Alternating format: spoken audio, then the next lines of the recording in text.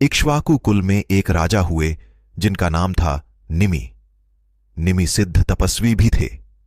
एक बार निमि नए एक यज्ञ कराने के लिए महर्षि वशिष्ठ से सहायता मांगी। संयोग से वशिष्ठ देवराज इंद्र का कोई यज्ञ करवाने जाने वाले थे, इसलिए उन्होंने निमि से कहा कि वह इंद्र के यज्ञ से लौटकर निमि का यज्ञ करवाएंगे। निमि को यज्ञ की जल्दी थी, इसलिए उन्होंने आर्षि गौतम के पुत्र शतानंद को बुलवाकर यज्ञ करवा लिया। वशिष्ठ जब देवलोक से लौटे तो उन्हें निमि के यज्ञ की बात याद थी। वह निमि से मिलने गए, लेकिन पता लगा कि निमि उस समय सो रहे थे।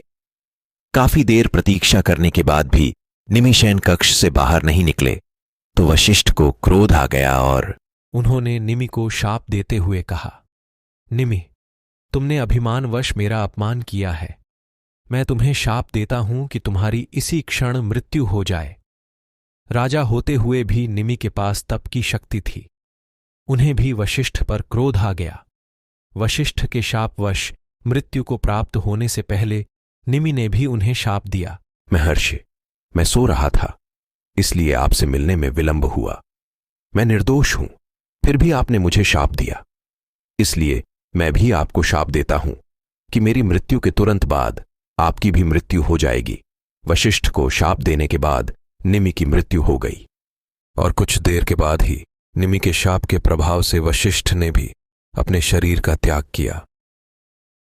ब्रह्मलोक पहुंचकर वशिष्ठ ने ब्रह्मा को पूरी घटना सुनाई तो ब्रह्मा ने वशिष्ठ से कहा, ऋषिवर, निमि के शापवश आपकी असमय मृत्यु हुई, परंतु आपको महर्षि अगस्त्य के साथ मिलकर पृथ्वीलोक पर अनेक महत्वपूर्ण कार्य करने हैं, अतः आपका पुनर्जन्म होगा। परंतु वशिष्ठ को चिंता थी कि नारी के गर्भ से जन्म लेने पर पूर्व जन्म में अर्जित समस्त ज्ञान विस्मृत हो जाएगा और उनकी आध्यात्मिक शक्तियां भी लुप्त हो जाएंगी। तब ब्रह्मा ने वशिष्ठ को आश्वासन देते हुए कहा, महर्षि, आप चिंता न करें। मैं वचन देता हूं कि आपका जन्म नारी के गर्भ से नहीं होगा। मैं आपके और महर्षि अगस्त्य के जन्म का विशेष प्रबंध कर रहा हूं। इस बीच कश्यप और आदित्य के 12 आदित्य पुत्रों में से 2 मित्र और वरुण ध्यान में लीन बैठे थे। तभी वहां से ब्रह्मा की प्रेरणा से उर्वशी नामक अप्सरा टहलती हुई निकली, जिसे देखकर मित्र वरुण मुग्ध हो गए। उर्वशी का सौंदर्य इतना विलक्षण और अप्रतिम था कि मित्र स्वयं को रोक नहीं पाया और वह उर्वशी के पास प्रेम प्रस्ताव लेकर पहुंच गया।